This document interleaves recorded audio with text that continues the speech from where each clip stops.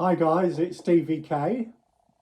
I've done some videos on comedy, which is my very first attempt at uploading comedy. It's something I'm going to have to do a lot of work on. My delivery is poor, but if you start anything off, it's going to be difficult in the beginning. So I've got to get a bit more confidence with that, but I'm still working on it. What I want to talk about in this video is the book that I've had published. I do have a serious side to me, and I did politics at Lincoln University, and I came away with a 2-1 with honours. And I was very proud of this. My exam results were excellent. Studied and studied and studied for all my exams, read books after books, researched like mad, and I got everything in and stayed calm and did really well in my exams. Got well over 60% in all of them. And exams is the ultimate test for any student. But there was a topic during my time at university that was done by my lecturer at the time, the late Jackie Briggs. And the topic was called The Years of Affluence, and it covered the Conservative government of 1951 to 64, which had 4 prime ministers: Winston Churchill, Anthony Eden, Harold Macmillan, and Alex Douglas Home, or Hume.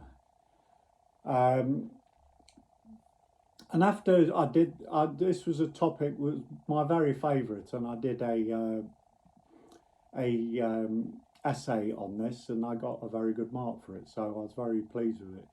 And I did the other side of this topic for my book. It covered the Conservative government during these years of affluence from 51 to 64, and I decided to cover the Labour Party in opposition during this period, and that's the name of my book that I've had published: A Jump to the Left,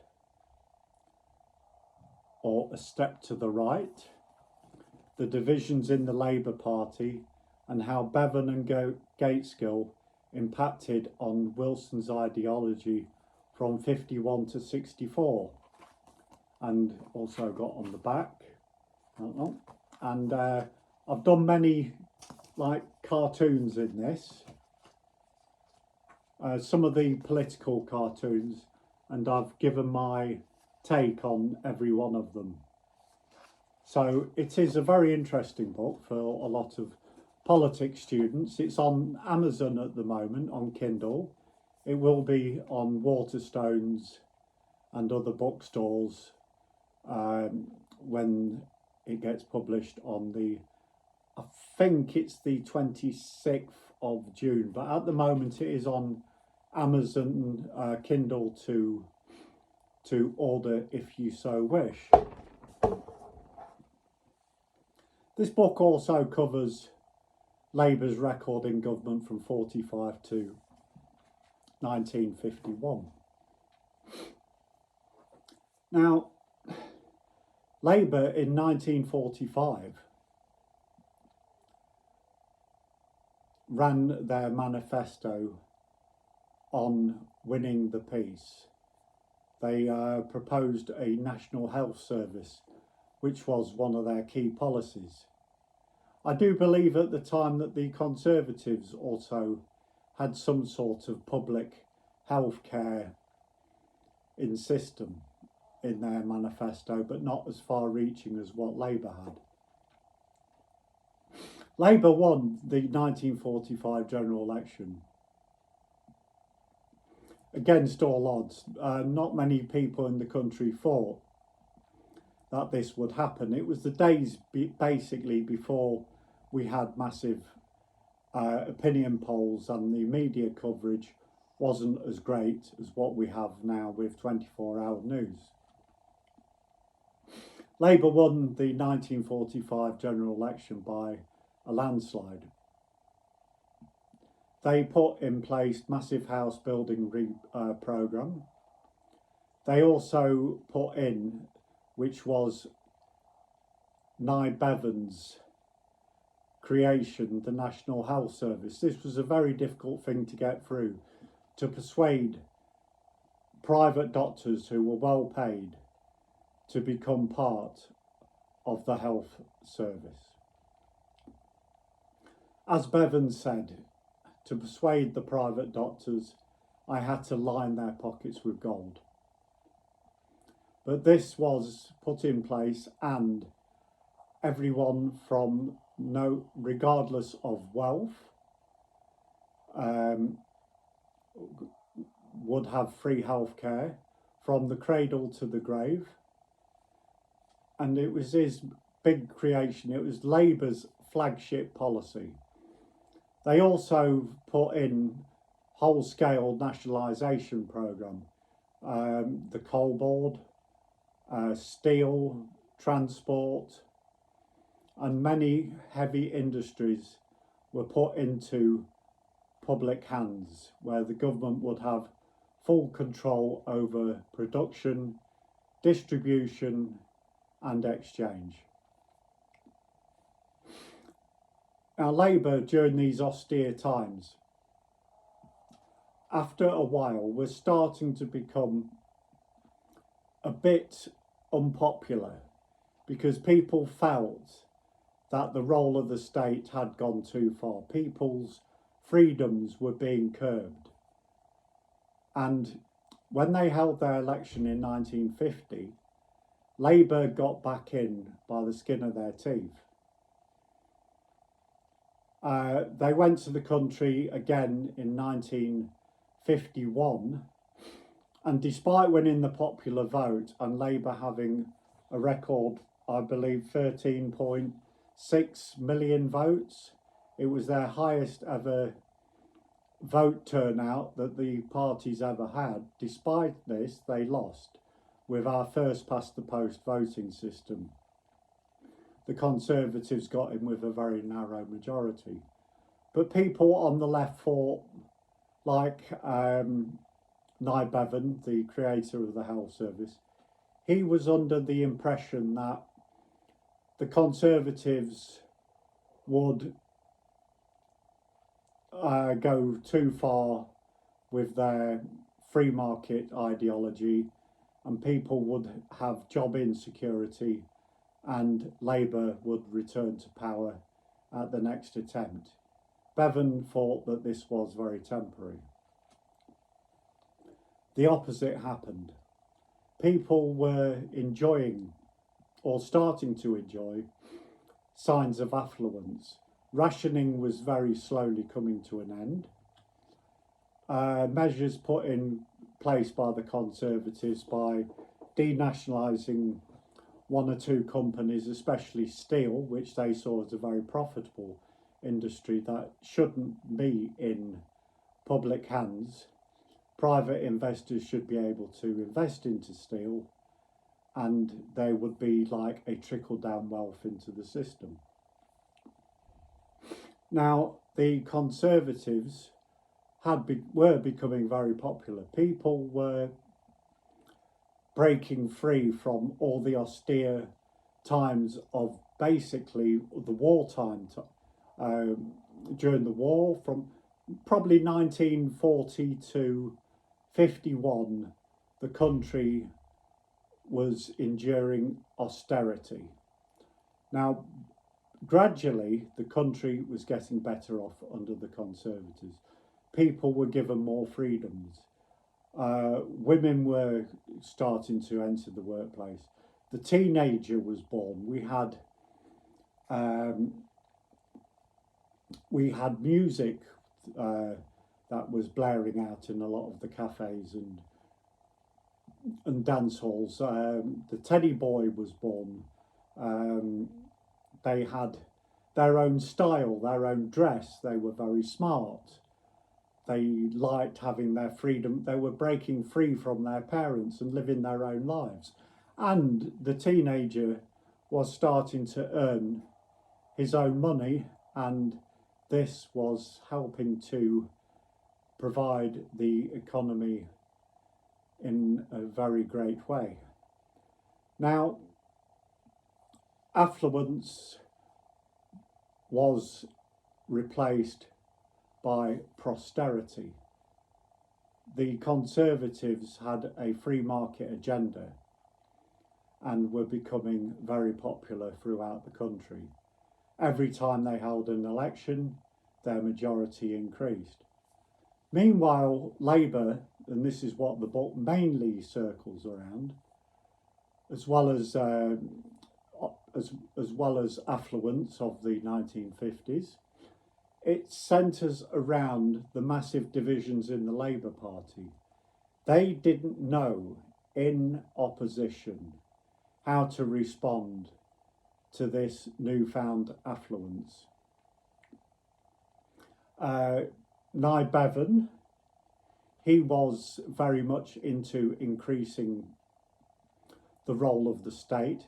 He wanted to privatise all heavy industry and medium-sized industries one by one into public hands.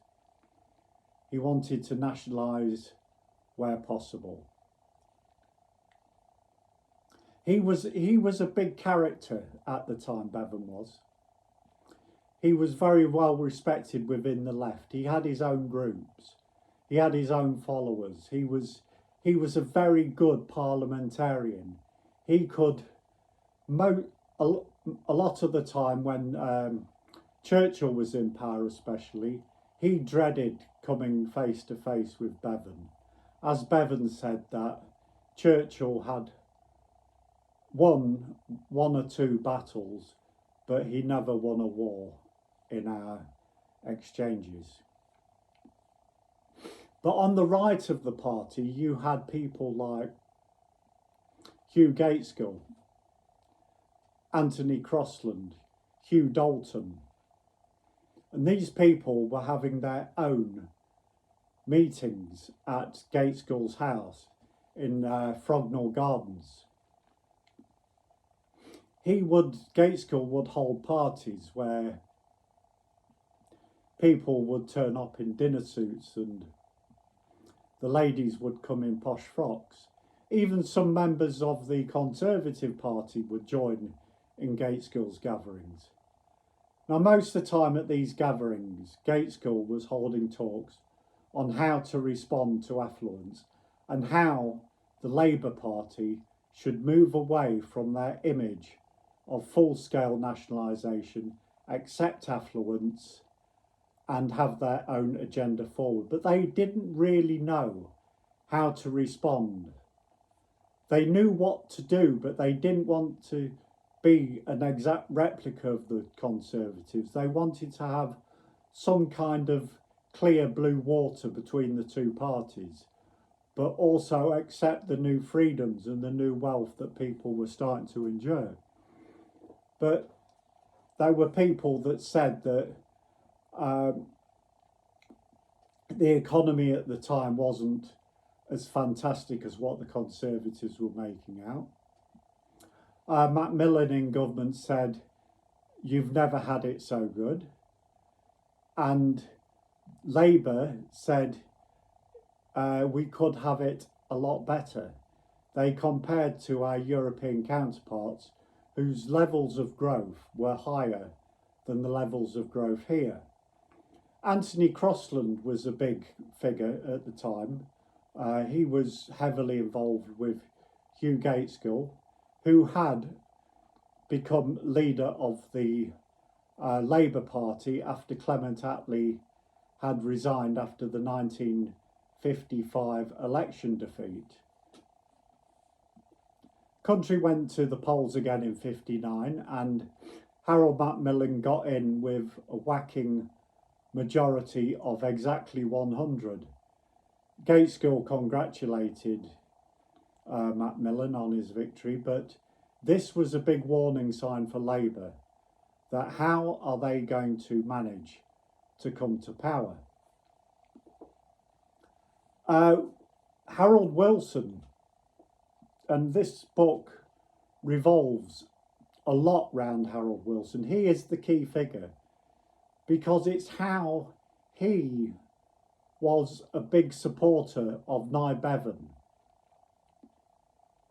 Harold Wilson followed Bevan in resigning from Gaitskell's one and only budget when he was Chancellor in 1950, because he brought in charges on dentures, on certain dentistry and spectacles. He brought in one or two private charges with that. And Bevan, being head of the National Health Service, thought that Gaitskell had betrayed the party by putting a tiny bit of privatisation into the state-owned National Health Service. So Harold Wilson followed Bevan, so much so that he even had the nickname amongst a lot of MPs, Harold's pet dog. And Wilson was, as I said, he resigned with Bevan and he followed Bevan, and he was very much in the Bevan camp, firmly on the left, because if you remember that Wilson worked with William Beveridge on how the country should be run after the war had ended. Now, Wilson was starting to see an opportunity for power himself. He was very much in the shadow, he was very much in the shadow cabinet. He even at one stage became Shadow Chancellor. Wilson was starting to side with Hugh Gaitskell, because he could see that Gaitskell was very much in the, while Gaitskell was basically the leader of the party. So if Wilson put his name firmly in his camp, he was more likely to be part of a future Labour government that would get power, and he could maybe one day go to the top. He always believed that he would be Prime Minister. When he was 10 years old, he had his photo taken outside 10 Downing Street. So Wilson had a big political ambition. Well, Labour were starting to move from their very big left-wing ideology of state ownership to accepting affluence, to not rock the boat too much with the voters. Now, sadly, Gaitskell died in 1963 very suddenly, and Wilson ran for the leadership against key figures like Callaghan and George Brown. Now, Wilson won this election, and he would be up against Harold Macmillan, and a lot of the times people said that he was the very best leader of the opposition that they had. He had a lot of wit when it came to question time. He would, in fact, Macmillan even used to send Wilson the odd note saying how well he had done in Parliament.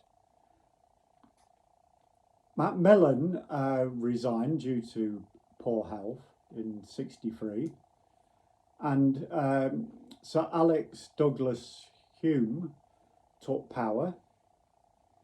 Now, Hume was seen as part of the aristocracy. Wilson was just seen as the common everyday man, spoke with a Yorkshire accent, liked to smoke his pipe, even though most of the time he smoked cigars indoors. But when he was seen in public, he would light his pipe when he was having interviews, and they actually said that after a question, Wilson would light his pipe to give himself thinking time. But Wilson was very popular. He toured the country, and at the time that science was playing a very big part in the economy, we were becoming very affluent with new houses that were being built, the high-rise flats that were all self-sustained. They came with their own built-in kitchens instead of the terraced house that was 2 up, 2 down, very small rooms. They could now move into posh new tower blocks. People were starting to buy cars and buy their own homes. They were going on overseas holidays. It was a big change in people's lives. Yet Wilson saw an opportunity with science, and he gave this great speech as opposition leader in '63 about the new white heat economy that was coming about.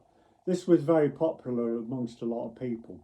And when the country went to the polls in 1964, the Conservatives had a lot of controversy, especially the Profumo affair, where the Conservative, I think he worked in the Defence Department, he had an affair with a girl called Christine Keeler, who was closely involved with Russian diplomats, and this was seen as a massive threat to our security, that Profumo was having an affair with Christine Keeler, who was exceedingly beautiful.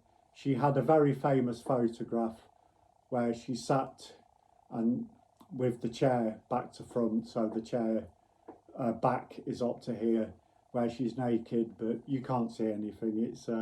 But it's a very famous photograph of Christine Keeler. So not only was the country going through a change, with the Conservatives have been into power for 13 years, the country was maybe looking to give Labour a chance. Harold Wilson had big leads in the opinion polls. He was very popular. People just saw him as the ordinary man that they could relate to. Despite these massive leads in the opinion polls, Wilson did in fact win the 1964 general election by the very narrowest margin. He got Labour back into power after 13 years with a majority of just 3 seats. So this is basically what my book is about, and I hope you enjoy reading it. Have a look for A Jump to the Left or A Step to the Right on Amazon, and you will be able to purchase the Kindle. It's a very interesting read. It's not the longest book in the world, but it covers every aspect of it, and I'm sure you will enjoy if you are politically minded. I give a tribute to Jackie Briggs, who was my lecturer and my dissertation tutor as well. She died suddenly, aged 53, 54, I believe, in 2018, I think. She died very suddenly. It was a big shock to everyone at the time. some of the chapters in the book is Labour's record in government, 1951 election, challenges for Labour in opposition, the ideological differences between Gaitskell and Bevan, and divisions throughout the 1950s. There's a whole chapter on Anthony Crosland, who played a big part of it. Women and Labour, Conservatives and Individualism, the Tory right, Conservatives winning strategies, Labour's path to power. It gives every insight into that period of Labour opposition. Now, I really do hope that you enjoy reading it. It's taken me a hell of a lot of research. I've worked tremendously hard on this book, and I really hope that you will publish it on Kindle. I hope I can get this message out to the wider public, because it really is something that I am exceedingly proud of, and I hope to have your support. So thank you very much, guys. Okay, I'll turn off now, and you all take care.